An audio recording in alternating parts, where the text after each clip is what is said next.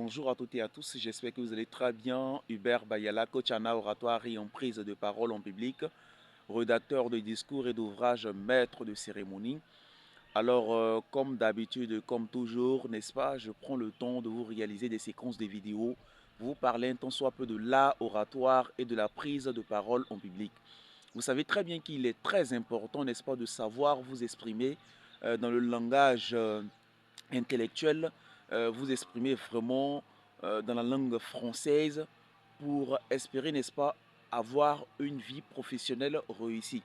Aujourd'hui, nous sommes dans un monde où il ne s'agit pas simplement d'avoir des connaissances, mais aussi il faut avoir les connaissances, mais il faut avoir l'opportunité, la possibilité, n'est-ce pas, de transmettre la connaissance. C'est ça le plus difficile. Tu peux avoir la connaissance, mais est-ce que tu peux transmettre la connaissance? Et pour ce faire, il faut vraiment l'oratoire, il faut maîtriser les règles de la prise de parole en public pour réussir, n'est-ce pas, à véhiculer un message très très important à tes apprenants ou à tes disciples. C'est très important.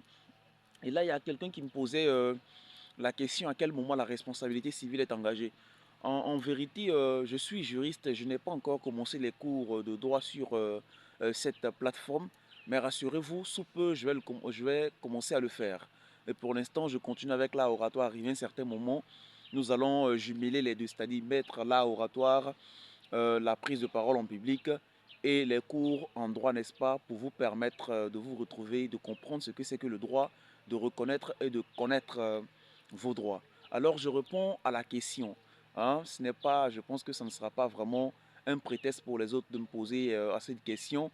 Mais tout compte fait, si vous posez des questions, si j'ai le temps, je vais vous répondre favorablement. Parce que bientôt, je compte, n'est-ce pas, euh, commencer à vous donner des cours d'art oratoire de prise de parole en public sur cette plateforme. Donc à vous donc de m'encourager. Si bien évidemment vous aimez mes vidéos, si bien évidemment vous aimez ma manière, n'est-ce pas, de m'exprimer, ma manière de faire les choses, ma manière de vous expliquer des théories. Alors je ferai fort, n'est-ce pas? Je me ferai violence, si je puis m'exprimer ainsi, de vous donner des cours en droit sur cette plateforme. Alors la responsabilité civile est engagée soit en raison de l'inexécution d'un contrat, soit en raison d'un fait volontaire ou non, entraînant pour la personne fautive ou légalement présumée fautive l'obligation de réparer le dommage subi par une ou plusieurs autres. Pourquoi on dit la personne euh, fautive ou légalement présumée fautive? La personne fautive peut être, par exemple, quelqu'un qui passe un chemin et puis qui lance un caillou qui vous blesse. Vous allez automatiquement porter plainte, n'est-ce pas?